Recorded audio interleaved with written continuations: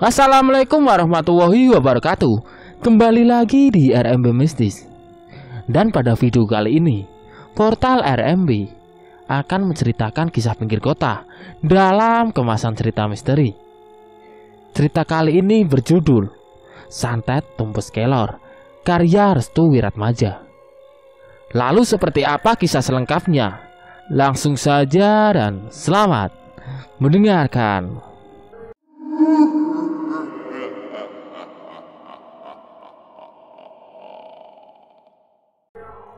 Santet Tumpes Kelor adalah santet yang membunuh satu keluarga penuh dengan cara yang mengerikan. Masing-masing mereka ada yang sakit demam hingga tubuhnya kurus kering, mengeluarkan darah dari mulutnya, dan yang paling parah adalah perutnya membesar seperti orang hamil. Dan kalaupun si korban tidak terbunuh, maka ia akan menjadi gila seumur hidup. Pekalongan 1980. Di sebuah desa di daerah Pekalongan, terdapat satu keluarga yang memiliki usaha kain yang sangat maju dan lancar. Saking lancarnya usaha tersebut, anak-anaknya membuka usaha sendiri hingga ke beberapa tempat di luar Pekalongan. Tempat-tempat tersebut antara lain seperti Jakarta dan Surabaya. Pemilik usaha kain itu bernama Pak Suryo dan Ibu Marsinah. Pak Suryo sendiri memiliki 3 orang anak. Masing-masing anak Pak Suryo bernama Atmojo, Karyo, dan Romo. Atmojo melebarkan usaha ayahnya di daerah Jakarta. Di sana dia memiliki banyak sekali pelanggan setia dan tentunya usahanya maju dan lancar. Karyo menempati kota Surabaya. Di sana ia juga melakukan hal yang sama seperti Atmojo. Karyo mendapatkan banyak pelanggan tetap, sehingga usahanya sukses seperti yang diperkirakan. Sedangkan Romo, dia membantu ayah dan ibunya yang masih berada di Pekalongan. Romo menuruti apa yang diminta oleh kedua orang tuanya, karena ia tahu bahwa keduanya sudah lanjut usia. Anak-anak Pak Suryo dan Ibu Marsinah merupakan anak yang pekerja keras. Mereka semua sama-sama ingin mewujudkan keinginan kedua orang tuanya, agar usaha kain yang digelutinya menjadi usaha kain terbesar di daerah Jawa Tengah, bahkan se-Indonesia. Namun di balik usaha sukses mereka, ternyata ada saja seseorang yang iri terhadap proses dan hasil yang mereka dapatkan. Hari pertama serangan santet.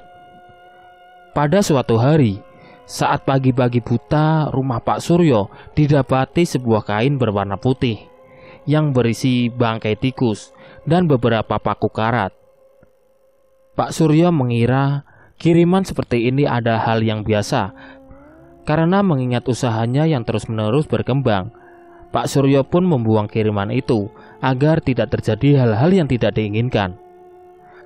Akan tetapi, ternyata kiriman itu terus-menerus dikirim oleh orang yang tidak dikenal hingga 40 hari lamanya. Setiap pagi hari, rumah Pak Suryo selalu dilempari oleh kain putih yang berisi bangkai tikus dan paku berkarat yang berjumlah 5. Karena sudah diambang kekesalan, akhirnya Pak Suryo pun meminta saran kepada orang pintar mengenai makna dan arti dari kiriman itu sendiri. Orang pintar itu sebut saja bernama Mbah Cungkir. Setelah Pak Suryo menemui Mbah Cungkir, Pak Suryo pun menceritakan mengenai kiriman yang berisi bangkai tikus dan 5 paku karat itu. Usut demi usut, kiriman itu ternyata memiliki makna tersendiri. Menurut Mbah Cungkir, bangkai tikus itu bermakna jasad atau mayat, sedangkan 5 paku karat adalah 5 anggota keluarga Pak Suryo, dan memang benar. 5 paku itu mengarahkan kepada keluarga Pak Suryo dan Ibu Marsinah. Mengingat keluarga mereka yang berjumlah 5, yaitu Pak Suryo, Bu Marsinah, Atmojo, Karyo, dan Romo. Akhirnya Pak Suryo pun meminta penangkal kiriman itu kepada Mbah Cungkir. Mbah Cungkir pun memberikan penangkal berupa tanaman daun kelor.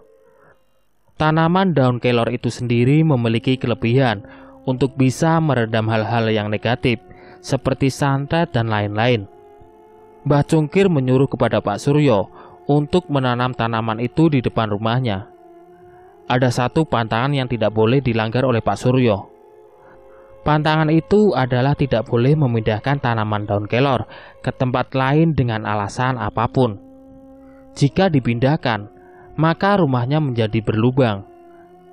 Berlubang di sini bisa diartikan bahwa rumah Pak Suryo dan Ibu Marsinah akan mudah untuk terkena serangan. Jadi, tujuan dari tanaman kelor yang ditanam di depan rumah adalah agar ketika ada serangan-serangan berupa santet, maka tanaman daun kelor itu akan mampu meredam energi jahat dan bisa menepis kiriman tersebut. Pak Suryo pun melakukan apa yang diperintahkan oleh Mbah Cungkir untuk menanam tanaman daun kelor di depan rumahnya. Akhirnya, Pak Suryo pun pulang ke rumah untuk segera menanam tanaman daun kelor tersebut. Alih-alih, ketika Pak Suryo sedang menanam tanaman daun kelor di dekat rumahnya, tiba-tiba ia melihat seorang yang tak dikenal menatapnya dari kejauhan. Orang itu seperti melihat aktivitas Pak Suryo yang sedang menanam tanaman daun kelor. Pak Suryo yakin kalau orang itu bukanlah orang asli warga desanya, karena ia juga belum pernah melihat orang itu sebelumnya. Setelah menanam tanaman daun kelor, orang itu tiba-tiba menghilang. Dengan sekejap, Pak Suryo masih penasaran siapa orang itu sebenarnya.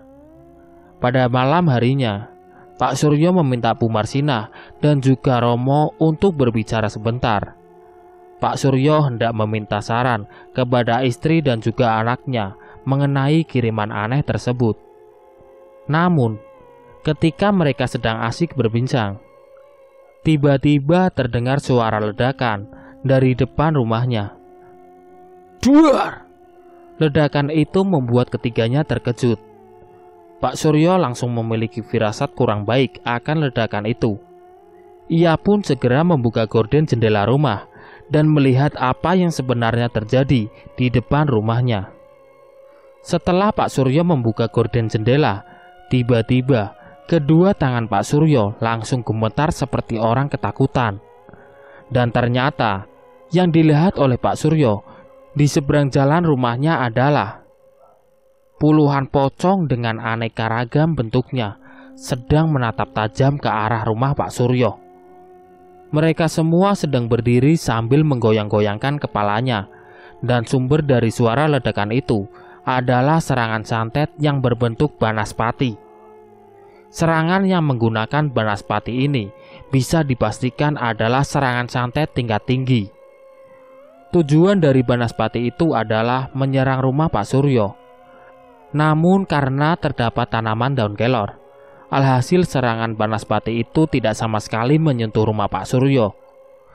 Pak Suryo sendiri yang melihat kejadian langsung menutup gorden jendelanya dan menyuruh kepada Romo serta Bu Marsinah untuk segera memasuki kamar. Itu adalah hari pertama mereka mendapatkan serangan yang mengejutkan. Malam itu, mereka semua saling menjaga satu sama lain karena hawa keberadaan pocong sendiri masih terasa kental di sekitaran rumahnya. Hari kedua serangan santet. Di hari kedua, Pak Suryo mendapati seorang pembeli misterius. Pelanggan itu memesan kain dengan jumlah yang sangat banyak. Akan tetapi, pelanggan itu meminta persyaratan yang sangat aneh. Ia meminta agar tanaman yang berada di depan rumah Pak Suryo untuk segera dipindahkan ke arah samping rumahnya. Pak Suryo mulai curiga. Ia curiga bahwa pelanggan itu adalah orang yang mengirim kain putih yang berisi bangkai tikus, lengkap dengan 5 paku karat. Alhasil, Pak Suryo pun menolak tawaran itu. Karena Pak Suryo menolak tawaran itu, pembeli itu akhirnya membatalkan pesanan kainnya dengan jumlah yang sangat banyak. Namun, pembeli itu seperti pantang menyerah. Ia akan membeli kain itu jika tanaman daun kelor di depan rumah Pak Suryo dipindahkan ke arah samping rumah. Namun tetap saja, Pak Suryo tetap menolak tawaran itu. Ia tidak mau mengikuti apa yang diinginkan oleh orang asing tersebut. Orang itu pun meninggalkan Pak Suryo. Namun, sebelum dia pamit pergi, ada satu kalimat yang ia katakan kepada Pak Suryo. "Bengi iki bakal ono sing kepati." Yang artinya, malam ini bakal ada yang diikat. Pak Suryo yang mendengar kalimat itu langsung merinding seketika. Ia baru menyadari bahwa pembeli itu adalah orang yang mengawasinya ketika hendak menanam tanaman daun kelor kemarin hari. Pak Suryo langsung masuk ke dalam kamar untuk memberitahu anak dan juga istrinya mengenai orang misterius itu. Namun ketika Pak Suryo telah keluar kembali bersama anak dan juga istrinya, orang misterius itu menghilang seketika. Pak Suryo dilanda pikiran yang kacau. Ia pun menceritakan hal ini kepada istri dan anaknya. Awalnya si Romo ini merasa kurang yakin dengan pembeli misterius yang membeli kain dengan jumlah yang banyak itu adalah benar-benar manusia. Pasalnya, ia belum mendapati seorang pembeli pun dengan membeli kain yang jumlahnya sangat banyak. Terlebih lagi dengan persyaratan yang aneh, dengan harus merubah posisi tanaman daun kelor ke arah samping rumah. Romo pun yang diminta oleh kedua orang tuanya untuk dimintai saran. Ia pun meminta waktu kepada kedua orang tuanya untuk sholat istikharah terlebih dahulu. Kedua orang tuanya menyetujui langkah bijak Romo. Malam harinya, di saat Pak Suryo dan Bu Marsinah tertidur, Romo memilih untuk berjaga di dalam kamarnya. Ia masih memikirkan mengenai pembeli misterius yang sempat mengancam orang tuanya. Dia pun langsung teringat untuk melakukan sholat istikharah untuk menenangkan hati dan pikirannya. Romo pun pergi ke kamar mandi untuk berwudu terlebih dahulu. Namun dari sinilah keanehan itu terjadi. Di saat Romo hendak memasuki kamar mandi, ia mencium bau aroma tak sedap, seperti bangkai tikus yang entah dari mana asalnya.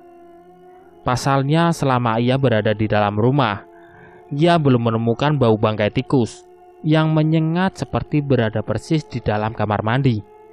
Ia pun menganggap itu adalah godaan dan gangguan jin yang hendak menggoyangkan hati dan pikirannya. Romo pun tetap bersikukuh untuk mengambil air wudhu dan menguatkan hatinya kembali. Namun, ketika dia baru saja berkumur-kumur, tiba-tiba bruk! Sebuah kain putih terjatuh tepat di atas kepala Romo. Ia pun terkejut sambil memegangi kepalanya yang sudah terkena cairan aneh berbau anyir dan busuk. Ketika Romo memperlihatkan cairan itu, getih, yang artinya darah. Ia terkejut akan cairan darah yang mengenai kepalanya.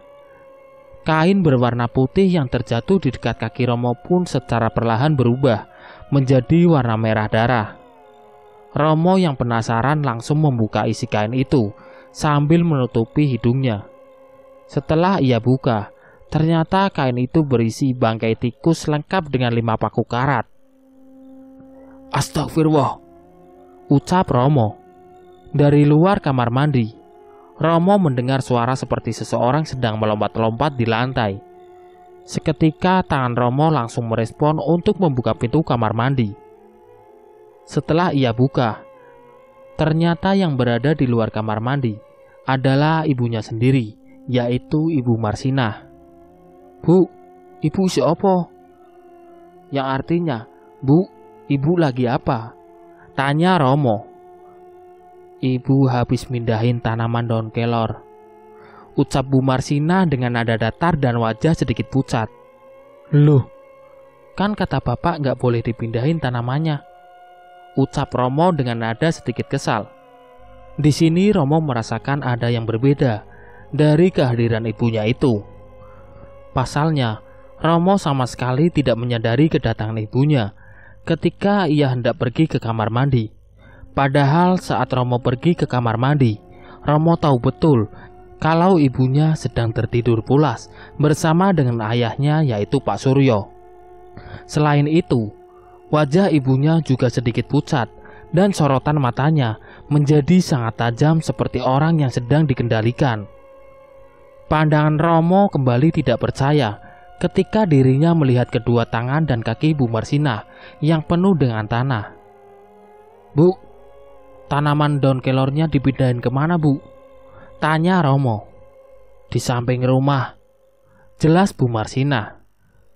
"Loh, kan kata bapak nggak boleh dipindahin," ucap Romo. Romo yang merasakan kejanggalan itu pun langsung buru-buru menuju ke arah samping rumah. Namun di saat dirinya baru membalikkan badan, tiba-tiba tangan Bu Marsinah langsung menyentuh pundak Irsyad sembari berkata, "Aku wis ngerti, yen keluarga iki bakal mati kabeh." Yang artinya, aku sudah tahu kalau keluarga ini akan meninggal semua, ucap Bu Marsinah dengan nada yang berat. Romo pun langsung membalikkan tubuhnya dan seketika melihat perubahan besar pada wajah ibunya itu. Menjadi sangat mengerikan.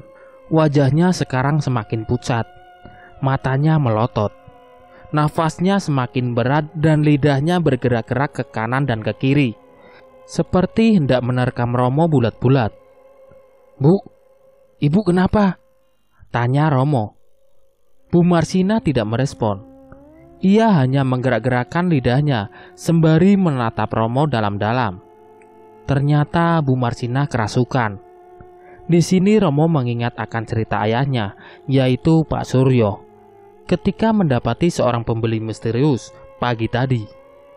Pak Suryo mengatakan bahwa nanti ada satu anggota keluarga yang terkena ikatan oleh santet itu sendiri, dan Romo yakin kalau yang dimaksud itu adalah ibunya sendiri. Romo mencoba untuk melepaskan tangan ibunya yang masih menempel di pundaknya. Namun Bu Marsinah malah mendorong Romo hingga terjatuh. Keributan pun semakin memanas. Bu Marsinah terus-menerus menyerang wajah Romo dengan kedua tangannya. Romo hanya bisa berteriak-teriak minta tolong dan menepis serangan demi serangan yang diarahkan oleh ibunya itu. Pak Suryo yang mendengar keributan itu langsung terbangun dan baru tersadar kalau istrinya yaitu Bu Marsinah sudah tidak ada di sampingnya. Romo awalnya masih bisa menahan saat Bu Marsinah ini terus mendorong, memukuli dan menyakitinya. Namun pandangan Bu Marsinah sekarang terarah kepada sebuah pisau yang berada di meja makan. Bu Marsinah pun segera berlari ke arah meja makan dan mengambil sebuah pisau untuk diarahkan ke tubuh Romo. "Bu, ibu arep pateni aku." Yang artinya, "Bu, ibu mau bunuh aku?" tanya Romo. Romo mengarahkan kedua tangannya ke arah Bu Marsinah sebagai tanda untuk menghentikan serangan itu. Namun sekali lagi, tubuh Bu Marsinah sedang dikendalikan. Tepat di saat Bu Marsinah hendak menghujamkan pisaunya ke arah Romo, Pak Suryo langsung datang. "Marsinah, siapa kowe?" Yang artinya, "Marsinah, lagi apa kamu?" teriak Pak Suryo yang melihat istrinya hendak mengarahkan pisau ke arah Romo. Anehnya, ketika Pak Suryo mengatakan itu, tubuh Marsinah langsung hilang kendali dan terjatuh ke lantai. Bu Marsinah pingsan saat itu juga. Kejadian malam itu membuat Pak Suryo makin bingung dan penasaran mengenai siapakah yang melakukan hal ini kepada keluarganya. Hari ketiga serangan santet. Keesokan harinya, tubuh Bu Marsinah menjadi demam. Suhu tubuhnya sangat tinggi hingga membuat wajahnya semakin pucat. Bibirnya juga selalu bergetar, seperti orang yang berada dalam sakaratul maut. Pak Suryo pun tidak membuka tokonya karena istrinya memang harus ditemani. Romo sendiri merasa kasihan dengan kondisi ibunya yang entah mengapa berubah drastis menjadi seperti itu. Romo akhirnya menyarankan kepada bapaknya untuk menuju ke Mbah Cungkir untuk meminta saran terhadap apa yang sedang terjadi kepada ibunya itu. Alhasil, Pak Suryo pun pergi ke rumah Mbah Cungkir lagi. Ia menceritakan mengenai kejadian semalam dan memberitahu bahwa istrinya sedang sakit akibat kerasukan dan hampir membunuh Romo malam tadi. Mbah Cungkir pun memberitahu bahwa ada seseorang yang hendak membunuh keluarga Pak Suryo dengan santet yang sulit untuk ditembus. Pak Suryo pun bertanya siapakah orang itu? Mbah Cungkir hanya terdiam dan tidak menjawab pertanyaan Pak Suryo mengenai pelaku santet itu sendiri. Mbah Cungkir hanya mengatakan bahwa keluarga Pak Suryo sedang berada dalam bahaya. Mengingat malam tadi Bu Marsinah telah dikendalikan dan berhasil memindahkan tanaman daun kelor itu, bisa dipastikan bahwa keluarga Pak Suryo akan mendapatkan serangan santet lagi. Di sela-sela kebingungan itu, Mbah Cungkir juga mengatakan kepada Pak Suryo bahwa anak-anaknya yang berada di luar kota akan berdatangan secara satu persatu ke rumahnya. Pak Suryo yang mendengar penuturan dari Mbah Cungkir semakin khawatir. Ia takut kalau anak-anaknya yang berada di luar kota juga akan terkena kiriman itu. Pak Suryo meminta saran kepada Mbah Cungkir agar istrinya bisa diselamatkan bagaimanapun caranya. Namun Mbah Cungkir hanya terdiam. Mbah Cungkir merasa dirinya tidak mampu lagi untuk menolong Bu Marsinah yang sudah terikat oleh santet itu sendiri dan sulit untuk dilepaskan.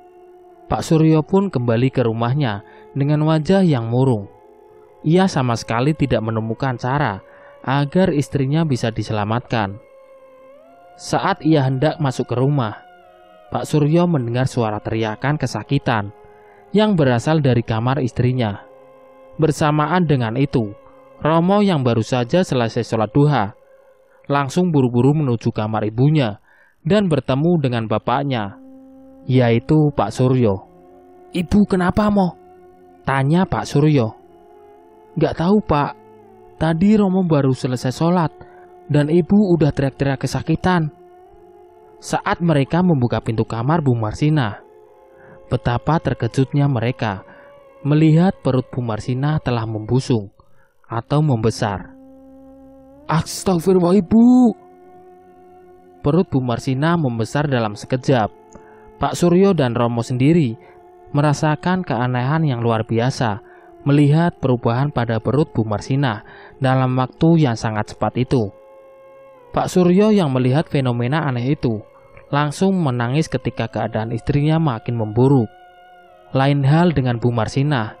Ia sendiri tidak bisa melakukan apa-apa selain merintih kesakitan sambil memegangi perutnya. Melihat keadaan ibunya yang makin memburuk, Romo pun langsung berlari ke arah rumah Mbah Cungkir untuk meminta pertolongan agar bisa menyembuhkan ibunya yang terkena santet itu. Sesampainya di rumah Mbah Cungkir, Romo langsung mengetuk rumah Mbah Cungkir dengan perasaan yang terburu-buru. Mbah, ini Romo, Mbah," ucap Romo. "Manjing atau masuk," ucap Mbah Cungkir dari dalam rumah. Romo kemudian membuka pintu rumah dan melihat Mbah Cungkir sedang duduk sambil menghisap rokok. "Apa yang terjadi dengan ibumu, Nak?" tanya Mbah Cungkir. "Mbah, perut ibu membusung." "Iku ulah teluh," yang artinya itu ulah santet, ucap Mbah Cungkir. "Pripun iki, Mbah?" Yang artinya bagaimana ini, Mbah? tanya Romo. Mbah Cungkir segera bangkit dari tempat duduknya dan masuk ke dalam kamar. Entah apa yang akan dilakukan oleh Mbah Cungkir, namun dari gerak-gerik Mbah Cungkir bisa dipastikan dirinya akan membantu Ibu Marsinah. Setelah beberapa menit kemudian, Mbah Cungkir keluar dengan pakaian rapi beserta ikat kepala mirip seperti dukun kampung. "Ayo Le, mumpung urung telat," ucap Mbah Cungkir, yang artinya, "Ayo Nak, mumpung belum telat." "Badhe pundi, Mbah?" tanya Romo, yang artinya, "Mau kemana, Mbah?" "Magelang, mau mengobati ibumu lah," ucap Mbah Cungkir. Romo masih belum mengerti apa maksud dari perkataan Mbah Cungkir. "Ibumu kenang teluh tumpes kelor," yang artinya ibumu terkena santet tumpes kelor. Ia sendiri menjelaskan bahwa santet jenis ini merupakan santet tingkat tinggi yang bisa menewaskan satu keluarga dalam waktu yang berdekatan. Jika tidak bisa dicegah secepat mungkin, maka kemungkinan besar korbannya akan terus berjatuhan. Mendengar pernyataan tersebut, hati Romo semakin sakit. Ia tak tahu harus bagaimana untuk mengalahkan santet yang menyerang keluarganya itu. Mbah Cungkir perlahan mendekati Romo sembari mengusap kepala Romo. Ia berkata, "Kowe bakal dadi lelakon ing keluargamu." Jelas Mbah Cungkir, yang artinya kamu bakal menjadi perjalanan nasib di keluargamu. Sorotan mata Mbah Cungkir begitu serius, seperti ada sesuatu yang belum tepat waktunya untuk diceritakan, karena kemungkinan besar Mbah Cungkir sendiri tahu arah perjalanan nasib dari Romo. Akhirnya, mereka berdua pun segera pulang ke rumah untuk membawa Bu Marsina ke daerah Magelang, Jawa Tengah. Alasan mengapa Mbah Cungkir membawa Bu Marsina ke sana adalah karena santet ini belum ada penangkalnya, sehingga untuk mencegah korban berjatuhan, Mbah Cungkir membawa Bu Marsina kepada seorang temannya yang berada di daerah Magelang, Jawa Tengah. Sesampainya di rumah, Mbah Cungkir langsung menemui Pak Suryo yang sedang terduduk di dekat Bu Marsina. Ia kemudian meminta waktu sebentar kepada Pak Suryo untuk mengobrol di luar kamar Bu Marsina. Mbah Cungkir pun menjelaskan mengenai santet yang sedang menyerang keluarga Pak Suryo. Ia memberitahu banyak hal akan kengerian dari santet yang belum ada penangkalnya ini. Pak Suryo yang mendengar itu langsung pesimis. Ia tak tahu harus bagaimana untuk bisa menyembuhkan istrinya yang sedang terkena santet tersebut. "Terus bagaimana, Mbah? Apa yang harus saya lakukan?" tanya Pak Suryo. "Kita harus ke Magelang. Di sana ada temanku yang juga pernah menangani hal ini," ucap Mbah Cungkir. Awalnya Pak Suryo sempat ragu. Ia takut jika nantinya keadaan sang istri menjadi semakin memburuk di saat dibawa ke Magelang. Namun, karena tidak ada cara lain, akhirnya Pak Suryo pun menyetujui hal itu. Keputusan berat itu pun ia terima dengan baik-baik. Pak Suryo pun segera mempersiapkan semuanya untuk menuju ke Magelang. Karena Pak Suryo ini termasuk pengusaha kain yang sukses, ia juga memiliki kendaraan pribadi, seperti mobil yang digunakan untuk urusan bisnisnya. Alhasil, pada hari itu juga mereka berangkat menuju Magelang, Jawa Tengah. Jarak antara Pekalongan menuju daerah Magelang berkisar 3 jaman. Pak Suryo memilih jalan yang aman agar dirinya juga terhindar dari hal-hal yang tidak diinginkan. Kebetulan yang menyetir mobil adalah Pak Suryo sendiri. Sedangkan Bu Marsina, ia berada di bagian belakang bersamaan dengan Romo. Mbah Cungkir mendampingi Pak Suryo yang berada di bagian depan. Mbah Cungkir sering menatap ke arah jendela seperti mengawasi sesuatu. "Kamu tahu, Sur, mereka yang melakukan santet itu sangatlah licik. Mereka seringkali menaruh santet juga di bagian ban mobil ketika korbannya sedang berpergian," ucap Mbah Cungkir. "Loh, emang bisa, Mbah?" tanya Pak Suryo. "Bisa. Santet bisa melakukan apa saja yang tidak pernah terpikirkan oleh kita. Namun kamu tidak usah khawatir. Mobil kita dalam keadaan aman," ucap Mbah Cungkir. Pak Suryo pun lega mendengar hal itu. Perjalanan pun masih berlanjut. Pak Suryo seringkali melihat cermin mobil yang mengarah ke bagian belakang untuk memastikan keadaan istrinya dan juga Romo. Dia sangat khawatir dengan keadaan perut Bu Marsina yang belum juga mengecil. Suara rintihan kesakitan Bu Marsina juga masih terdengar walau tidak terlalu nyaring seperti awal-awal berada di rumah. Sudah 3 jam lebih perjalanan, mereka akan sampai di tempat yang dituju. Lokasinya masih sangat asri dan bernuansa perkampungan. Penduduk di sana juga masih menggunakan pakaian yang sederhana dan terlihat sangat objektif dengan keadaan pedesaan. "Sebentar lagi sampai," ucap Mbah Cungkir. Mobil pun mengarahkan ke sebuah rumah gubuk yang jaraknya lumayan jauh dari rumah-rumah penduduk lainnya. Sepertinya pemilik rumah itu memang sengaja mengasingkan diri dari keramaian warga. Setelah sampai, mereka berempat turun dari mobil. Bu Marsina yang tidak bisa berjalan harus benar-benar dirangkul oleh Pak Suryo dan juga Romo. Mereka pun menuju ke arah gubuk tua itu. Sesampainya di sana, Mbah Cungkir langsung mengetuk pintu rumah. Lalu keluarlah seorang kakek tua yang sudah bungkuk sambil memegang tongkat di tangan sebelah kanannya. "Ana apa kowe mrene?" Yang artinya, "Ada apa kamu kesini?" tanya kakek tua itu. "Santet kuwi nyerang salah sijine penduduk desa, Mbah."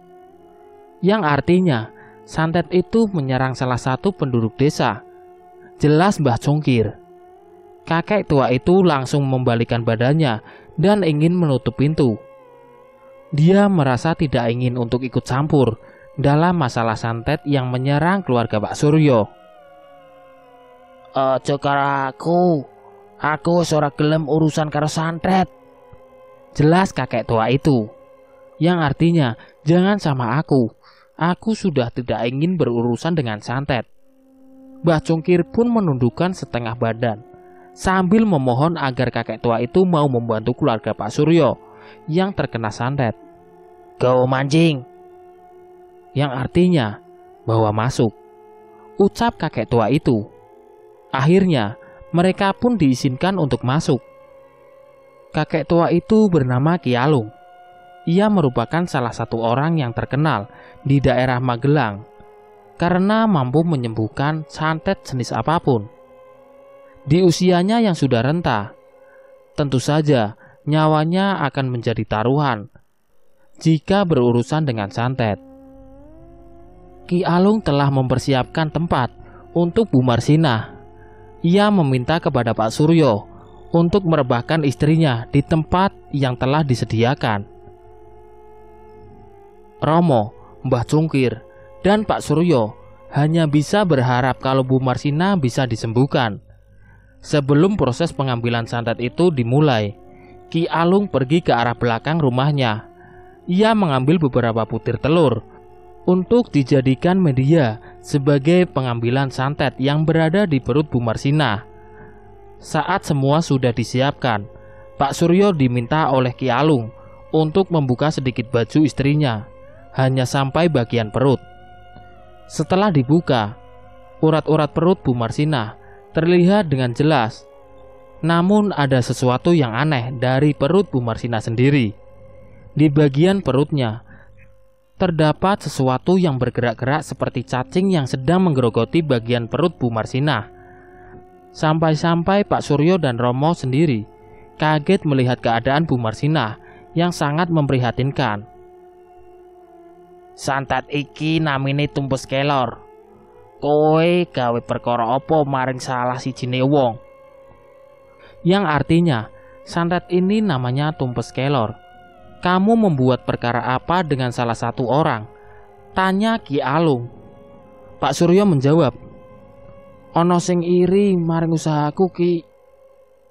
Yang artinya, ada yang iri dengan usahaku, jelas Pak Suryo. Ki Alung pun hanya terdiam. Ia kemudian memulai proses pengambilan santet di perut Bu Marsina. Mula-mula, Ki Alung membacakan sesuatu pada telur itu. Namun mulutnya mulai berkomat-kamit seperti membacakan mantra panjang. Setelah itu ia mengangkat tangan kirinya ke atas, seperti hendak menarik sesuatu energi yang mampu mengalirkannya ke dalam telur tersebut. Lalu telur itu ia arahkan ke perut Bu Marsina dan mengoleskannya secara perlahan-lahan.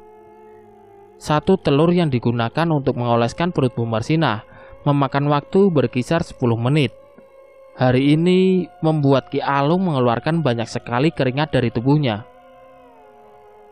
"Pecahkan di depan pintu," ucap Ki Alung kepada Romo. Romo yang ditunjuk untuk memecahkan telur itu disarankan untuk melihat apa isi dari telur tersebut. Akhirnya Romo membawa telur itu ke depan pintu dan memecahkannya. Prak! Setelah pecah, telur itu berisi, "Pak, "Akeh cacinge," teriak Romo, yang artinya, "Pak, banyak cacingnya." Pak Suryo dan Mbah Cungkir yang tidak percaya akan hal itu langsung menuju ke arah Romo. Setelah mereka melihat dengan mata kepala sendiri, dan benar saja, cacing-cacing itu berasal dari perut milik Bu Marsinah yang membusung. Mereka saling bertatap-tatapan satu sama lain. Ki Alung kemudian mengambil telur kedua untuk mengeluarkan santet yang masih mengendap di dalam perut Bu Marsinah. Seperti biasa, ia membacakan sesuatu kepada telur itu. Kemudian mulutnya mulai berkomat-kamit, seperti membacakan mantra panjang. Setelah itu, ia mengangkat tangan kirinya ke atas, seperti hendak menarik sesuatu energi yang mampu mengalirkannya ke dalam telur tersebut. Lalu, telur itu diarahkan ke perut Bu Marsinah dan mengoleskannya secara perlahan-lahan. Satu telur yang digunakan untuk mengoleskan perut Bu Marsinah memakan waktu berkisar 10 menit. Namun dalam proses yang kedua, Ki Alung melakukan secara perlahan, seperti ada sesuatu yang menahannya untuk melakukan proses itu. Tiba-tiba, Bu Marsinah berteriak kencang seperti orang kesakitan. Ia berteriak-teriak sambil memukuli kepalanya. Pak Suryo dan Romo langsung menahan kedua tangan Bu Marsinah agar tidak mengganggu proses pengambilan santet yang berada di perut Bu Marsinah. Setelah telur kedua itu usai dioleskan, Mbah Cungkir langsung mengambil telur itu dan memecahkannya di depan pintu. Setelah dipecahkan, "Hah? Belatung?" ucap Mbah Cungkir. Puluhan belatung keluar dari telur yang dipecahkan oleh Mbah Cungkir dan perlahan mati, seperti kepanasan. "Ki, masih berapa lama lagi?"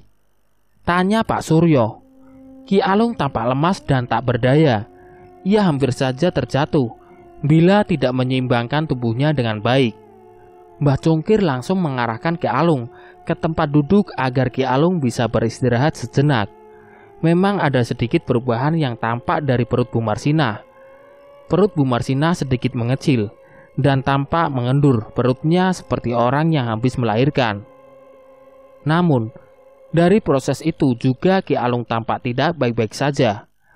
Ia menjadi batuk-batuk seperti ada sesuatu yang menghinggap di tenggorokan mulutnya. Ki Alung baik-baik saja kan?" tanya Mbah Cungkir.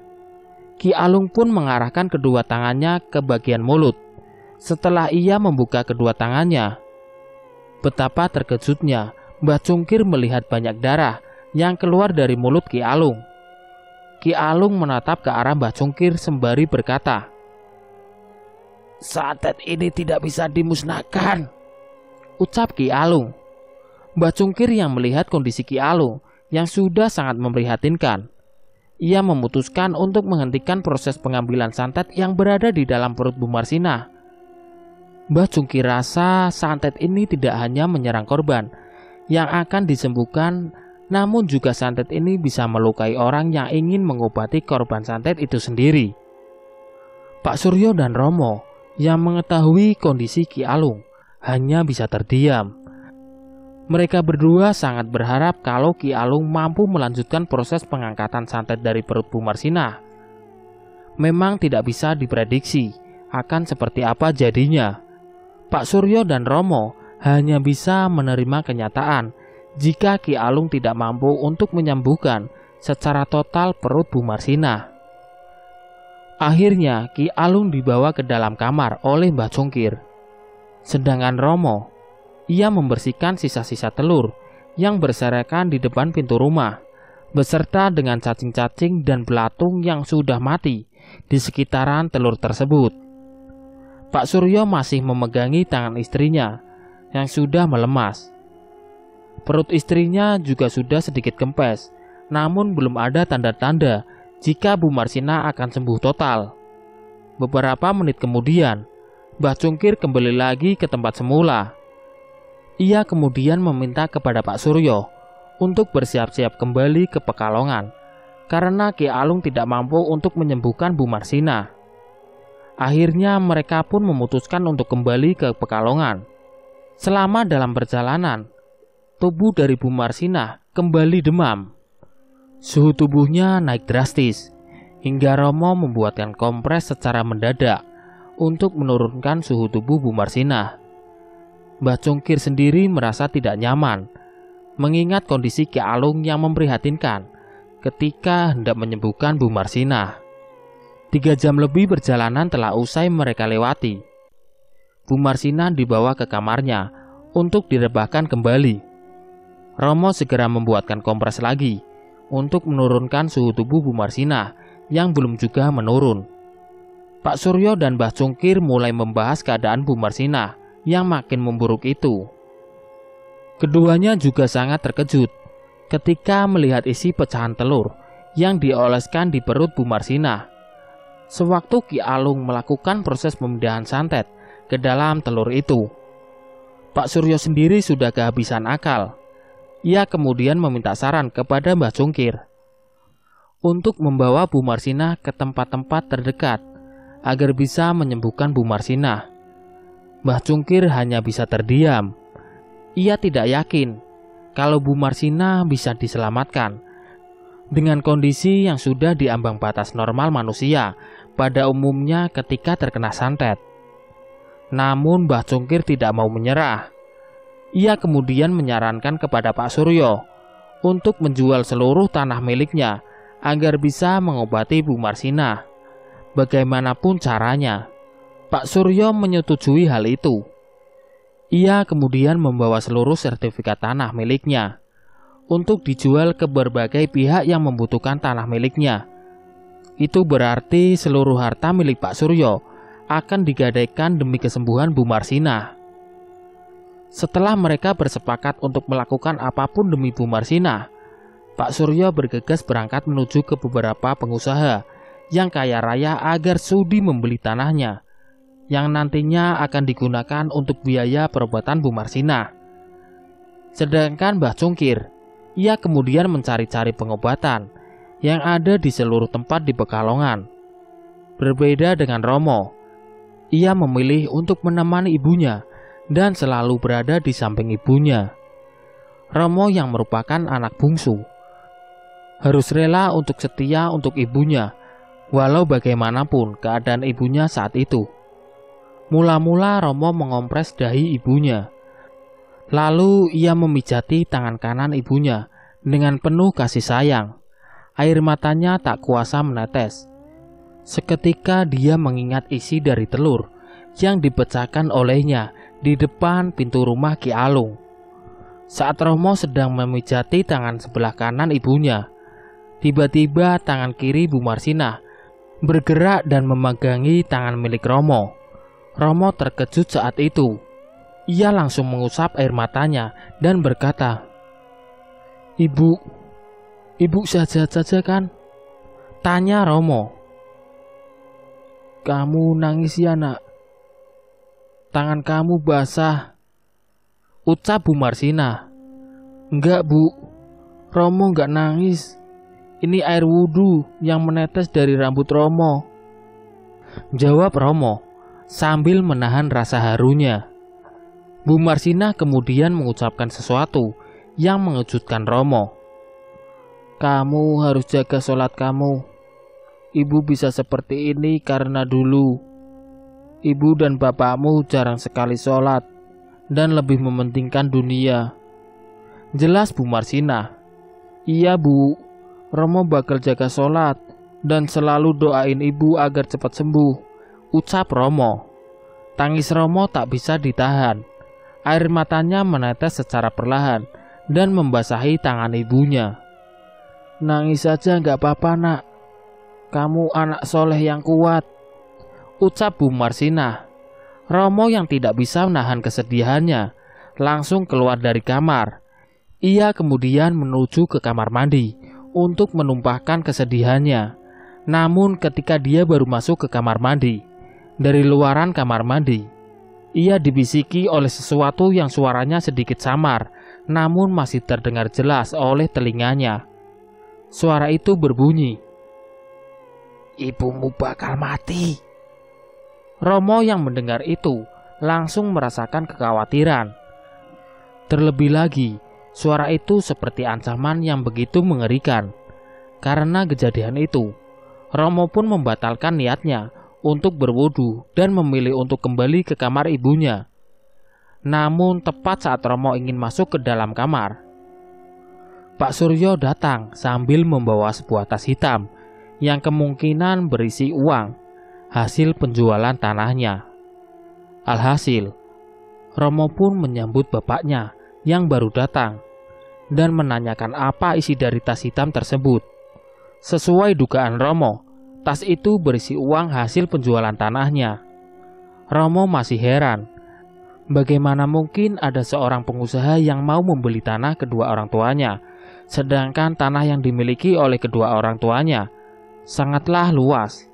Akhirnya dengan terpaksa Romo pun bertanya kepada bapaknya mengenai siapa pengusaha yang membeli seluruh tanahnya. Pak Suryo pun menjawab, orang itu adalah Pak Cokro. Pak Cokro merupakan sesama pengusaha kain di daerah Pekalongan. Dahulunya Pak Suryo dan Pak Cokro merupakan partner bisnis. Namun karena adanya perselisihan, akhirnya Pak Suryo memilih untuk membangun usahanya sendiri bersama dengan istrinya yaitu Bu Marsinah. Sebenarnya Pak Suryo sedikit berat untuk menjual seluruh tanahnya kepada Pak Cokro. Hal ini didasarkan dengan sifat dari Pak Cokro yang seringkali merendahkan orang lain dan juga seringkali iri terhadap kemajuan yang dimiliki oleh Pak Suryo sendiri. Selain Pak Suryo menceritakan tentang Pak Cokro, ia juga sempat bercerita tentang jamuan di sana. Pak Suryo diberi banyak makanan, padahal jika dipikirkan secara logika, Pak Cokro adalah musuh bisnisnya. Tapi mengapa Pak Cokro sangat royal terhadap Pak Suryo? Hari itu Pak Suryo benar-benar kelelahan. Romo juga memilih untuk beristirahat di ruang tamu karena mungkin untuk berjaga-jaga apabila ada serangan-serangan aneh datang lagi. Saat tertidur, Romo bermimpi bahwa kedua kakaknya datang secara bergantian. Yang pertama adalah Atmojo. Ia datang kepada Romo, namun dengan wajah yang telah melepuh, seperti terkena siraman air panas. Berbeda dengan Karyo, ia datang menghampiri Romo dengan tubuh yang sangat kurus, sambil menggaruk-garuk tubuhnya yang dipenuhi koreng. Romo yang dimimpikan hal itu langsung terbangun. Ia benar-benar ketakutan. Ia membayangkan jika santet ini benar-benar menyerang seluruh keluarganya. Ketika Romo melihat jam dinding, ternyata sudah jam 9 malam. Ia merasa tidur kali ini terasa sangat cepat, walaupun dirinya sudah tertidur lumayan lama. Romo pun mencoba untuk mengecek kamar ibunya. Ia masih penasaran, apakah ibunya telah terbangun. Romo pun mengetuk kamar kedua orang tuanya. "Pak, ini Romo," ucap Romo. Namun, sedari tadi Romo mengetuk pintu, tak ada jawaban sama sekali dari dalam kamar kedua orang tuanya. Romo kira bapaknya tengah tertidur pulas. Ia ingat jika bapaknya baru saja menemui Pak Cokro untuk menjual seluruh tanah milik keluarganya. Romo pun kembali menuju ke tempat semula. Namun ketika dirinya kembali duduk, ia terkejut akan lemparan benda padat yang mengarah tepat di depan pintu rumahnya. Karena penasaran, Romo pun membuka pintu rumahnya. Setelah ia membuka pintu, Romo mencium bau busuk bangkai tikus sama halnya seperti bangkai tikus yang ia temui di kamar mandi. Dan entah mengapa, pandangan Romo mengarah kepada sebuah benda yang sama seperti saat ia temui di kamar mandinya. Benda itu adalah sebuah kain putih yang diikat dengan bercak darah yang berada di kain tersebut. Romo pun langsung membuka kain itu. Namun di saat Romo membuka kain itu, ia langsung berteriak kencang karena terkejut melihat isi dari kain itu. Ternyata kain itu berisi bangkai tikus yang sama lengkap dengan 3 paku karat. Romo pun langsung melempar kain itu ke arah halaman depan rumahnya. Di saat Romo melempar kain itu, ia melihat seorang pria misterius sedang berdiri di seberang jalan dengan beberapa sosok pocong yang sudah ada di belakang pria tersebut. Sopo kowe?" teriak Romo dengan nada ketakutan. Romo secara diam-diam bergerak mundur untuk memasuki rumahnya. Ia tahu jika pria tersebut adalah orang yang mengirimkan santet kepada keluarga Romo.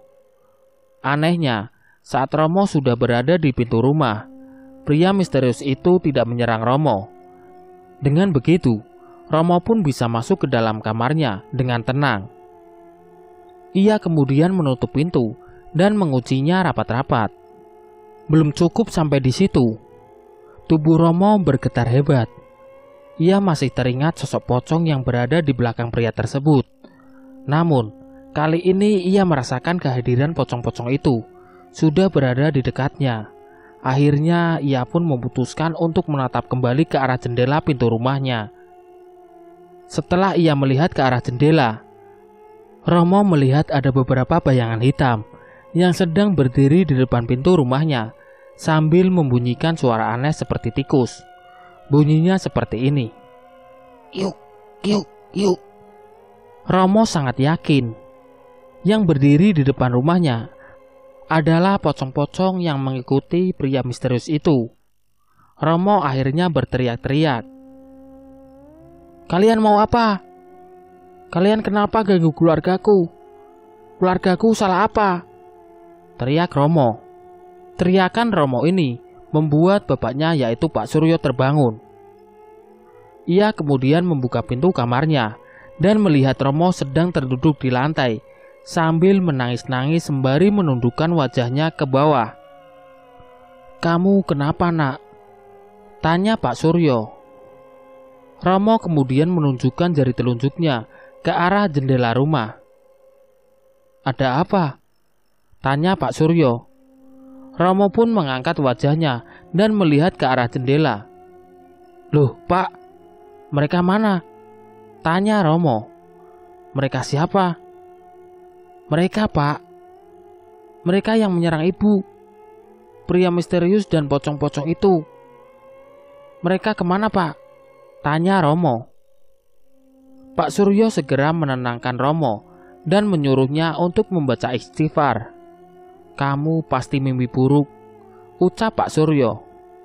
Romo kemudian menjelaskan cerita awal bagaimana ia bisa melihat pocong itu sudah ada di depan rumahnya. Setelah Pak Suryo mendengarkan cerita Romo, ia kemudian teringat akan seseorang yang berada di rumah Pak Cokro. Orang itu bernama Darmain. Ia merupakan seorang perantau yang bekerja bersama Pak Cokro, yang berasal dari daerah Banyuwangi. Pak Suryo juga agak terkejut ketika Romo menceritakan tentang paku karat. Ia menyadari bahwa biasanya serangan benda itu memiliki 5 paku. Namun mengapa kali ini hanya 3 paku? Semenjak saat itu, Pak Suryo yakin jika Pak Cokro adalah orang di balik penyerangan ini. Namun ia belum menemukan bukti terkait penyerangan tersebut. Akhirnya Pak Suryo menyuruh Romo untuk tidur kembali, karena esok harinya keluarganya akan menuju ke sebuah tempat pengobatan untuk mengangkat sisa-sisa santet yang masih berada di perut ibunya. Hari keempat penyerangan santet. Di hari keempat, tujuan mereka adalah menuju sebuah pengobatan alternatif yang konon bisa menyembuhkan segala macam penyakit. Akhirnya, mereka berempat yaitu Pak Suryo, Bu Marsinah, Mbah Cungkir dan juga si Romo berangkat menuju ke daerah utara Pekalongan. Di sana mereka menuju ke sebuah tempat di mana ada seseorang yang terkenal dalam menangani segala macam penyakit, terlebih lagi dalam masalah santet. Alasan mengapa mereka membawa ke Magelang dahulu, lalu menuju ke Pekalongan Utara, adalah karena di Magelang sendiri, Mbah Cungkir yakin bahwa Ki Alung dapat menyembuhkan Bu Marsinah. Namun faktanya itu tidak sesuai harapan. Alhasil mereka pun menuju ke Pekalongan Utara. Sesampainya di tempat yang dituju, Mbah Cungkir bertemu dengan seseorang yang dimaksud. Ia kemudian menjelaskan maksud kedatangannya. Namun hal yang serupa pun terjadi. orang itu tidak bisa menyembuhkan perut Bu Marsinah, beserta sisa-sisa santet yang masih ada di dalam perutnya. Pengobatan kedua untuk Bu Marsinah pun gagal. Mereka kembali lagi ke rumah dengan perasaan kecewa. Sesampainya di rumah, Bu Marsinah dibawa ke dalam kamarnya lagi. Pak Suryo merasa bahwa segala usahanya telah sia-sia tak berujung. Namun Mbah Cungkir tidak hilang harapan. Ia kembali merekomendasikan ke sebuah tempat lagi, akan tetapi Pak Suryo menolaknya. Pak Suryo rasa bahwa tidak ada lagi yang bisa dilakukan selain menunggu keajaiban yang terjadi kepada Bu Marsinah itu sendiri. Karena penolakan tersebut, akhirnya Mbah Cungkir kembali lagi ke rumahnya. Pak Suryo sudah diambang rasa putus asa melihat kondisi istrinya yang tidak membaik. Perut Bu Marsinah mulai sedikit membekak kembali. Wajahnya makin pucat dan tubuhnya semakin kurus. Ia seperti melihat nyawa Bu Marsinah sedang ditarik ulur. Tepat di jam 4 sore, Bu Marsinah mengalami kejang-kejang. Pak Suryo dan Romo segera membawa Bu Marsinah ke sebuah rumah sakit. Namun sayang, nyawa Bu Marsinah tidak bisa ditolong. Ia hembuskan nafas terakhirnya dengan kondisi yang mengenaskan. Kematian Bu Marsinah ini membuat warga di sekitaran rumahnya menjadi geger. Mbah Cungkir tidak percaya bahwa Bu Marsinah sendiri akan menjadi korban pertama dari penyerangan santet tersebut. Rumah Pak Suryo pun ramai akan warga. Banyak warga yang bertakziah di rumah Pak Suryo, dan salah satunya adalah Pak Cokro bersama dengan Darmain. Pak Cokro dan Darmain mengucapkan rasa berbelasungkawa kepada Pak Suryo. Ada yang aneh ketika Pak Cokro dan Darmain mulai memasuki rumah Pak Suryo. Salah satu anak dari warga yang ikut dalam takziah itu tiba-tiba menangis saat ia melihat sesuatu di belakang tubuh Darmain. Anak kecil itu menjerit ketakutan hingga membuat suasana haru di rumahnya Pak Suryo menjadi kacau. Ia berteriak, "Bu, ono belis, ono belis," yang artinya, "Bu, ada setan, ada setan." Teriak anak kecil itu sambil menunjukkan jari telunjuknya ke arah tubuh Darmain. Ibu dari anak itu langsung membawa anaknya keluar dari rumah Pak Suryo. Romo yang melihat anak kecil menjerit ketakutan itu semakin yakin jika Darmain adalah pria misterius yang mendatangi rumahnya pada malam itu. Sebelum pemakaman dilakukan, Pak Suryo masih menunggu seseorang. Ia masih menunggu anak-anaknya yang masih berada di perantauan, yaitu Atmojo dan juga Karyo. Benar saja, Atmojo dan Karyo pulang ke rumah. Keduanya lalu menangis dan tidak percaya bahwa ibunya telah lebih dahulu meninggal. Hari itu adalah hari paling menyakitkan bagi keluarga Pak Suryo serta anak-anaknya. Ia bukan saja tidak bisa menerima takdir yang telah ditetapkan, namun cara kematian ibunya tidaklah wajar, membuat mereka merasakan kesedihan yang mendalam. Setelah pemakaman Bu Marsinah telah usai, mereka kembali ke rumah. Pak Suryo ingat akan perkataan Mbah Cungkir. Kelak anak-anaknya akan datang ke rumah, dan memang benar. Tepat di saat Bu Marsinah meninggal dunia, Atmojo dan juga Karyo pulang ke rumah. Akhirnya Pak Suryo pun menanyakan kepada Atmojo dan Karyo mengenai bisnisnya di perantauan. Yang pertama adalah Atmojo. Atmojo mengatakan bahwa bisnisnya yang berada di Jakarta sudah diambang kehancuran. Ia tak tahu harus bagaimana karena sudah beberapa hari omset pendapatannya sangat menurun kala itu. Ia juga sempat menjelaskan kalau beberapa karyawannya banyak yang resign karena seringkali diganggu oleh sosok pocong yang berada di tempat kerjanya. Sama halnya dengan Karyo. Ia juga mengalami hal yang serupa, namun lebih parah. Toko Karyo mengalami musibah kemalingan dan menyebabkan kerugian besar, hingga membuat seluruh karyawannya menuntut pesangon mereka masing-masing. Pak Suryo yang mendengar itu tak kuasa meneteskan air mata. Ia tak tahu Ujian apalagi yang akan dirasakannya hari-hari ini? Mbah Cungkir menyarankan agar Pak Suryo segera pindah rumah karena kemungkinan besar gangguan-gangguan seperti itu akan kembali datang. Namun bukannya memikirkan bagaimana caranya bisa selamat, justru Pak Suryo memikirkan bagaimana ia bisa mengambil kembali tanahnya yang telah dijual kepada Pak Cokro. Menurut Pak Suryo, Pak Cokro sengaja melakukan ini agar ia bisa merenggut seluruh harta miliknya serta kebahagiaan yang sedang ia rasakan. Malam harinya, tepat pukul 10 malam, Atmojo terbangun. Ia terbangun seperti orang mengigau dan berjalan menuju ke arah dapur.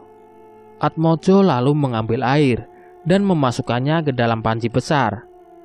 Atmojo kemudian menyalakan kompor dan memasak air tersebut hingga mendidih. Romo yang saat itu tidur di sebelah Atmojo tiba-tiba terbangun karena ia mendengar sesuatu dari dapur. Ia juga sempat terkejut manakala Atmojo sudah tidak berada di sebelahnya. Akhirnya Romo pun mengecek ke arah dapur. Sesampainya di dapur, Romo melihat kakaknya, yaitu Atmojo, sedang berdiri di depan panci besar berisi air yang sudah mendidih. Romo mengira kalau kakaknya ingin mandi dengan menggunakan air tersebut. Namun sesuatu yang tidak terduga terjadi dengan cepat.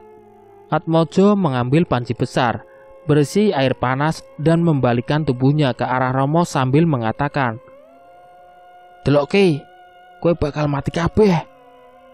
Yang artinya, lihatlah, kalian akan mati semua. "Mas, kowe arep opo?" teriak Atmojo. Yang artinya, "Mas, kamu mau apa?"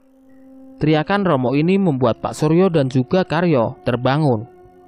Mereka kedua buru-buru menuju ke arah dapur dan menuju sesuatu yang mengerikan di hadapannya.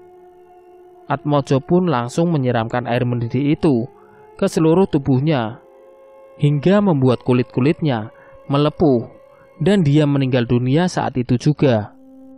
Malam itu rumah Pak Suryo kembali ramai dengan warga. Belum juga kering tanah kuburan Bu Marsinah. Kini Atmojo menyusul ibunya yang baru saja meninggal dunia. Kematian Atmojo ini membuat para warga ketakutan.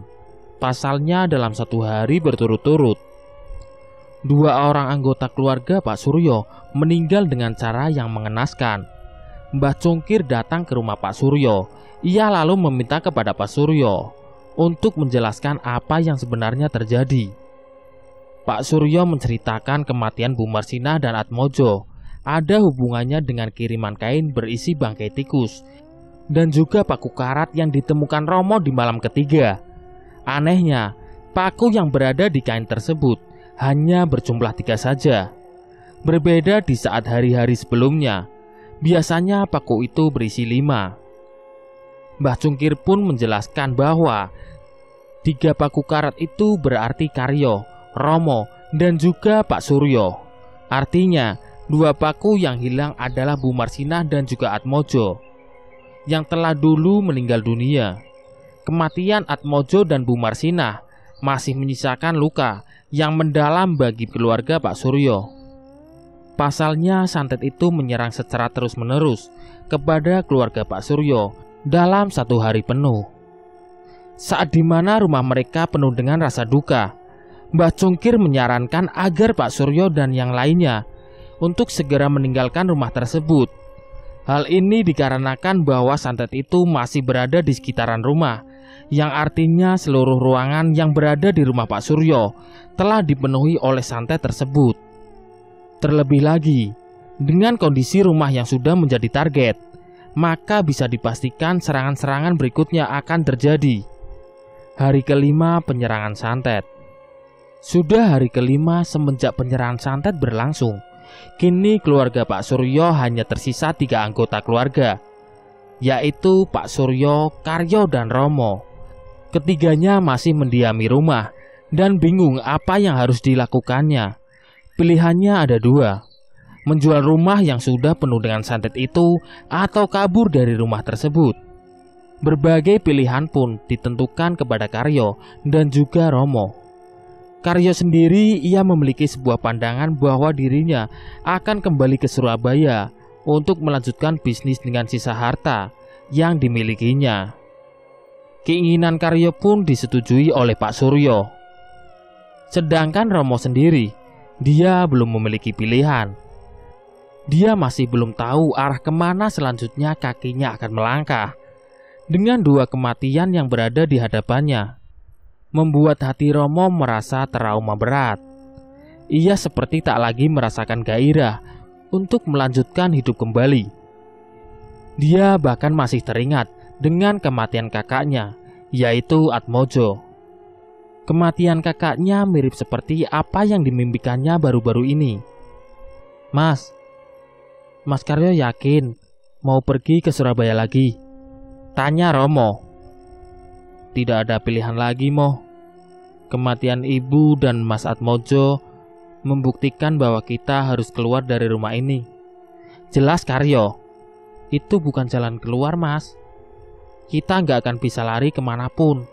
Santet itu memang telah menargeti kita semua. Jelas Romo. Apa maksud kamu, Mo? Tanya Karyo. Karyo yang mendengar penjelasan Romo sedikit agak kesal. Tampaknya Romo mengetahui sesuatu di balik santet yang menyerang keluarganya. Kamu tadi siang bilang apa, Mo? Kamu pasti ada sesuatu yang disembunyikan tentang santet ini kan? Tanya Karyo. Mimpi itu, Mas. Ucap Romo. Mimpi apa?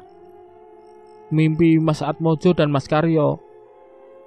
Aku bermimpi Mas Atmojo dan Mas Karyo datang dengan membawa tanda kematiannya masing-masing. Jelas Romo. Pak Suryo masih belum percaya mengenai apa yang dikatakan Romo, mengenai tanda kematian yang akan terjadi kepada Karyo dan juga Atmojo. Katakan, Mo, kamu mimpi apa? Tanya Pak Suryo. Romo pun menjelaskan bahwa dirinya bermimpi mengenai keadaan Atmojo, juga Karyo ketika dirinya mendatangi rumah. Karyo mendatangi rumah dengan tubuh yang kurus kering dan penuh luka seperti koreng di sekujur tubuhnya. Sedangkan Atmojo, dia mendatangi rumah dengan keadaan kulit wajah dan sekujur tubuh telah mengelupas seperti habis tersiram air panas yang mendidih. Hal ini dibenarkan karena kematian Atmojo sendiri, yaitu dengan menyiramkan dirinya dengan menggunakan air panas yang mendidih. Mendengar penjelasan mimpi tersebut, Karyo malah tidak percaya. Ia tidak percaya bahwa mimpi mampu mewujudkan kenyataan. Ia bahkan berpikir bahwa Romo adalah biang dari kematian ibunya karena membiarkan Bu Marsina sendirian saat berada di dalam kamar sebelum kematiannya. Pak Suryo yang mendengar perdebatan di antara kedua anaknya langsung melerai keduanya. Ia tak ingin kedua anaknya berpecah belah hanya karena permasalahan santet ini. Jadi, Romo, apa saran kamu? Tanya Pak Suryo. Jangan pergi ke Surabaya. Mbah Cungkir bilang kan, kalau santet itu akan mengikuti kita kemanapun kita pergi. Jelas Romo. Tapi di saat di Magelang, kita tidak terserang santet. Jelas Pak Suryo. Bapak ingat mengenai paku karat yang tiap harinya menghilang ketika ibu sakit. Paku itu menghilang 2. Itu artinya akan ada 2 orang yang terkena serangan santet, yaitu ibu dan juga Mas Atmojo. Jelas Romo. Romo terus-menerus menerangkan bahwa santet ini tidak membutuhkan waktu, namun membutuhkan momen yang tepat. Karena waktu bisa berjalan sampai kapanpun, sedangkan momen hanya terjadi dalam satu waktu. Pak Suryo awalnya yakin mendengar penjelasan dari Romo. Ia kemudian menyimpulkan satu persatu terkait permasalahan yang ada, dan memang benar, santet itu sudah ada semenjak jauh-jauh hari sebelum kematian Ibu Marsinah. Di saat mereka bertiga sedang membicarakan satu sama lain mengenai arah tujuan selanjutnya, tiba-tiba seorang warga yang biasa bertugas untuk mengubur jenazah datang ke rumah Pak Suryo. Pak, kuburan Bu Marsinah, Pak, ucap orang itu. Kenapa dengan kuburan istri saya? mayatnya hilang. Tentu saja hal ini membuat Pak Suryo dan kedua anaknya terkejut. Mereka bertiga langsung diarahkan oleh warga itu untuk menuju ke pemakaman. Saat tiba di pemakaman, sesuatu yang tidak diduga benar-benar terjadi. Makam Bu Marsina telah dihancurkan. Mayatnya sudah hilang tak terbekas, dan yang anehnya, tidak ada bekas satupun jejak kaki yang meninggalkan makam Bu Marsina. Pak Suryo pun semakin khawatir. Ia khawatir jika santet itu masih terus berjalan, dan kini yang akan dijadikan medianya adalah mayat dari istrinya sendiri, yaitu Ibu Marsina. Hanya saja di dalam lubang makam Bu Marsina terdapat sebuah benda yang dibungkus menggunakan kain putih kemerahan, mirip seperti kiriman yang sering menyerang kepada keluarga Pak Suryo. Pak Suryo pun langsung turun ke bawah liang lahat dan mengambil bungkusan itu sambil menutup hidungnya dengan satu tangan. Romo yang melihat bungkusan itu seperti tahu akan apa yang terjadi selanjutnya. "Pak, jangan dibuka," ucap Romo. "Kenapa?" tanya Pak Suryo. "Pak, di dalam bungkusan itu akan ada korban selanjutnya yang akan diserang santet tersebut," jelas Pak Suryo.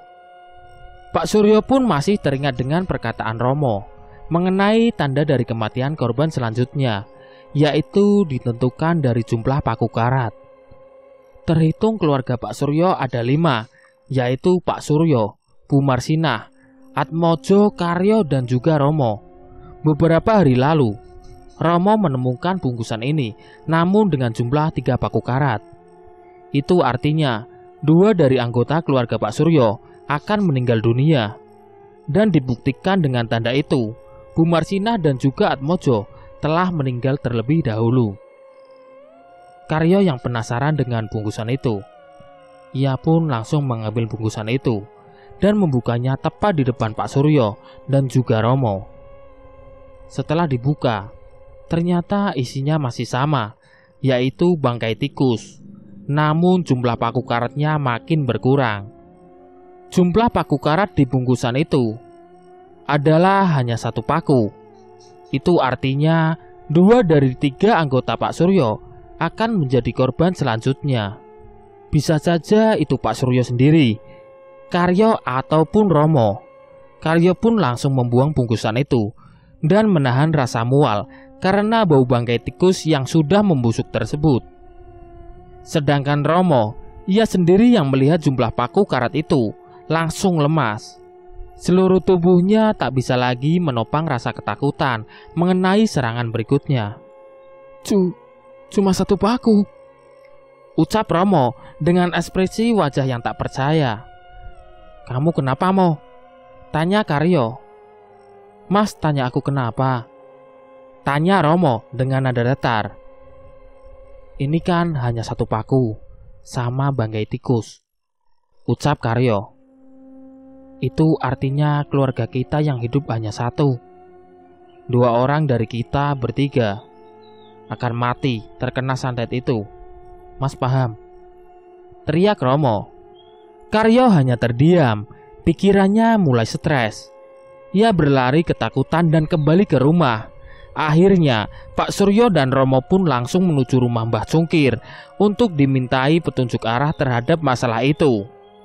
Sesampainya di rumah Mbah Cungkir, Romo dan juga Pak Suryo menjelaskan mengenai hilangnya mayat Bu Marsina dan tanda juga jumlah paku pada bungkusan tersebut.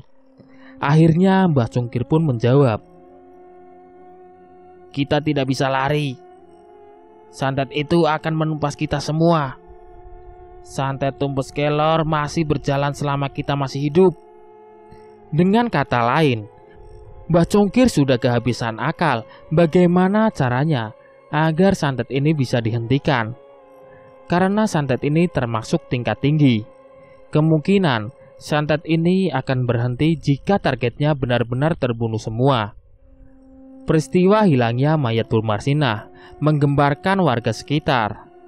Para warga merasa ketakutan karena dari kematian keluarga Pak Suryo sendiri, semuanya tidak ada yang bisa diterima oleh akal. Dengan kata lain, kematian keluarga Pak Suryo adalah karena santet. Saat tiba di rumah, Pak Suryo dan Romo tengah melihat Karyo sedang bersiap-siap. Karyo berencana untuk meninggalkan Pekalongan dan akan kembali menuju Surabaya. Dia akan kembali meniti karirnya dengan sisa-sisa harta yang dimilikinya serta bantuan dari Pak Suryo. Keinginan Karyo untuk meninggalkan Pekalongan pun sempat dilarang oleh Romo. Pasalnya, Romo belum bisa menemukan jalan keluar dalam menghadapi santet ini. Namun, Karyo tidak peduli dengan apa yang dikatakan oleh Romo kepadanya. Karyo tetap bersikukuh untuk meninggalkan Pekalongan demi menghidupi dirinya dan juga bisa kabur dari serangan santet itu. Akhirnya mereka pun berangkat di sore hari untuk menuju ke Surabaya. Sebelum berangkat, Pak Suryo memeriksa seluruh bagian mobil agar perjalanan nanti menuju ke Surabaya dalam keadaan aman dan baik-baik saja. Tidak lupa pula, ia berpamitan kepada Mbah Congkir untuk mengantarkan Karyo hingga ke Surabaya. Saat Pak Suryo berpamitan ke Mbah Congkir, Mbah Congkir hanya terdiam. Ia hanya menepuk pundak Pak Suryo sambil mengatakan, "Ingat, santet itu bisa menyerang siapa saja, kapan saja dan di mana saja, kecuali kepada orang yang terjaga atau berzikir. Santet itu tidak bisa menyerang mereka." Jelas Mbah Congkir. Pak Suryo hanya tersenyum dan kembali berpamitan untuk kedua kalinya. Mbah Congkir mulai merasakan gelagat aneh dari Pak Suryo. Gelagatnya seperti menandakan perpisahan terakhir terhadap diri Pak Suryo. Sesampainya di rumah lagi, Pak Suryo segera menjalankan mesin mobilnya. Dia kembali mengecek satu persatu keadaan mobil untuk kedua kalinya. Pak Suryo melakukan itu agar perjalanan menuju Surabaya menjadi aman. Karena dirasa seluruh bagian mobil telah aman, akhirnya mereka pun berangkat menuju Surabaya. Pak Suryo menyetir mobil, Karyo juga menempati kursi bagian depan, sedangkan Romo, ia berada di kursi bagian belakang. Awal perjalanan masih lancar, namun ketika dirinya berada di sebuah jalan yang sangat terkenal di daerah Batang, Jawa Tengah, Pak Suryo melihat ada sosok bayangan putih yang melintas ke jalanan secara tiba-tiba. Pak Suryo pun kaget melihat itu. Ia sempat menghindar dan mengerem mobil secara mendadak. Namun rem mobil miliknya tiba-tiba blong. Alhasil, Pak Suryo pun langsung membanting setir mobilnya ke arah kanan jalan hingga mobil itu menabrak pembatas jalan. Mobil itu terseret beberapa meter ke depan jalan hingga bagian depannya rusak parah dan akhirnya Pak Suryo meninggal di tempat dengan luka dan kondisi fisik yang sudah hancur berantakan. Berbeda dengan Karyo dan Romo, Karyo mengalami luka berat di sekujur tubuh, sedangkan Romo, ia hanya terluka di beberapa bagian seperti kepala dan tangannya. Karyo dan Romo pun dibawa ke rumah sakit Batang dan akhirnya dirawat di sana. Mendengar kabar kecelakaan ini, adik dari Pak Suryo yang bernama Bu Suminah akhirnya mengunjungi Karyo dan Romo ke rumah sakit Batang, Jawa Tengah. Bu Suminah merupakan adik kandung dari Pak Suryo, yang mana ia adalah nenek dari Wira.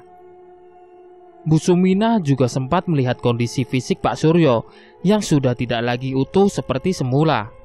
Mengenai keadaan Karyo, dia masih tidak sadarkan diri.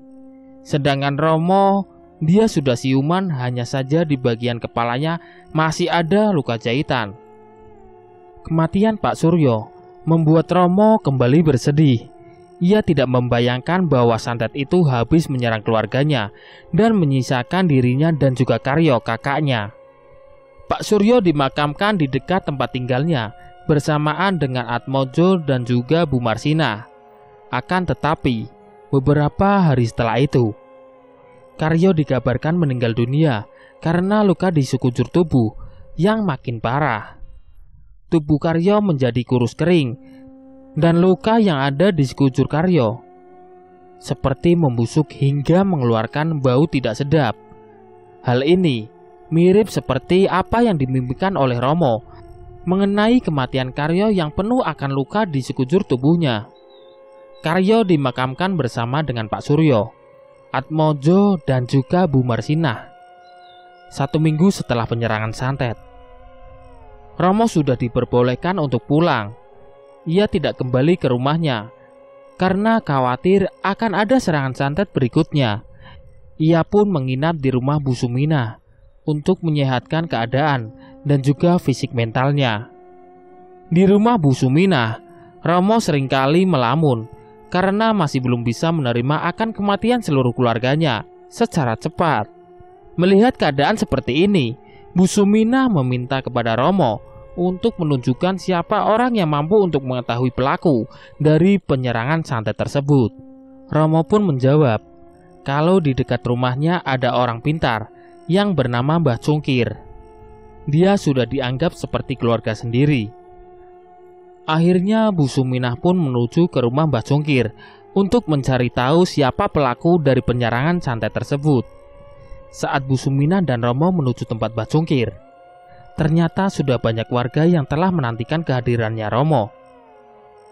Mereka yang mengetahui kedatangan Romo langsung berbondong-bondong memeluk Romo sembari mendoakan keselamatan untuknya. Romo merasa terharu melihat para warga yang telah berperan penting untuk menyembuhkan luka mentalnya. Ia juga tidak menyangka kalau kedatangannya sudah dinanti-nantikan oleh para warga. Setelah bertemu dengan para warga, Romo dan Bu Suminah menuju ke rumah Mbah Cungkir. Saat tiba di rumah Mbah Cungkir, Romo mengetuk pintu dengan perasaan sedih. Ia masih teringat jika Romo adalah orang yang akan selamat dari penyerangan santet seperti apa yang pernah dikatakan oleh Mbah Cungkir itu sendiri. "Mbah, ini aku Romo," ucap Romo. Saat mendengar suara Romo, Mbah Cungkir langsung membuka pintu dan terkejut melihat seorang pria dengan beberapa luka di bagian kepalanya sudah berdiri sambil menangis. "Mbah, ini Romo." "Romo, Kah, kamu selamat?" Romo langsung memeluk Mbah Cungkir karena dia merasa tidak memiliki siapapun lagi. Kedua orang tuanya sudah meninggal dunia. Begitu juga dengan kedua kakaknya, yaitu Atmojo dan juga Karyo. Bu Suminah hanya tersenyum melihat momen yang menyedihkan itu. Ia tidak bisa membayangkan betapa beratnya seorang anak ditinggalkan kedua orang tuanya dalam waktu yang dekat. Mbah Cungkir pun mempersilahkan mereka berdua masuk ke dalam rumah. Romo pun bercerita mengenai awal santet yang menyerang keluarganya hingga tanda-tanda dari penyerangan akan tiba. Mendengar hal itu, Bu Suminah langsung bertanya kepada Mbah Cungkir mengenai siapa pelaku dari penyerangan santet tersebut. Mbah Cungkir pun mengatakan, biasanya si pelaku akan hadir di pemakaman tepat setelah 7 hari kematian korban. Mbah Cungkir telah mengetahui siapa pelaku penyerangan santet tersebut lewat beberapa warga yang pernah melihat 2 orang asing menuju pemakaman Pak Suryo. Dan yang datang di pemakaman di hari ke-7 kematian Pak Suryo adalah Pak Cokro dan juga Damian. Mengetahui hal itu, Bu Suminah akhirnya meminta saran kepada Mbah Cungkir agar terhindar dari santet itu. Mbah Cungkir menyarankan agar rumah Bu Suminah dipagari rumahnya dengan menggunakan pagar goib. Pagar goib itu bertujuan untuk menyerap energi jahat yang akan menyerang rumah. Biasanya pagar goib itu bisa berupa bumbu kuning yang dipasang di depan rumah agar terhindar dari serangan-serangan tersebut. Namun ternyata serangan santet itu telah usai. Beberapa kejadian aneh setelah Romo menceritakan kisah santetnya. Ada beberapa kejadian aneh yang terjadi setelah Romo menceritakan mengenai serangan santet yang menyerang keluarganya yang disebut dengan nama santet tumpes kelor. 1. Romo dikabarkan kehilangan kendali fungsi otaknya dan akhirnya menjadi gila tepat setelah menceritakan kisah santetnya. 2. Sedangkan Mbah Cungkir, kabarnya ia juga menjadi gila setelah memberitahu bahwa Pak Cokro dan Damian adalah pelakunya. Yang ketiga, mengenai Pak Cokro dan Pak Damian sendiri, sampai sekarang tidak diketahui kabarnya. Yang keempat, ada isu yang mengatakan mereka terkena tulahnya setelah seringkali mengambil mayat di kuburan untuk dijadikan media santet. Keterangan mengenai Pak Cokro, Damian, Romo, Mbah Congkir, dan Bu Suminah. 1. Pak Cokro meninggal dunia tahun 1990, tepat 10 tahun santet itu berlangsung. Sedangkan Damian, orang yang melakukan santet tersebut, dikabarkan hilang setelah kematian Pak Cokro. 2. Mengenai Mbah Congkir, pada tahun 2005, ia meninggal dunia karena sakit. 3. Sedangkan Bu Suminah, orang yang merawat Romo, ia meninggal di tahun 2015. Bu Suminah sendiri merupakan nenek kandung dari penulis yaitu Wira. 4. Lain hal dengan Romo. Ia sampai sekarang masih hidup namun dalam keadaan gila dan sepuh. Teruntuk lokasi tempatnya tidak diberitahu karena untuk menjaga privasi keluarga. 5. Kisah ini adalah kisah nyata dari keluarga Restu Wiraatmaja yang merupakan kisah santet paling kelam yang pernah ditulisnya. Portal RMB. Itulah tadi cerita yang berjudul Santet Tumpes Kelor. Nantikan cerita-cerita menarik lainnya di konten berikutnya. Sekian. Wassalamualaikum warahmatullahi wabarakatuh.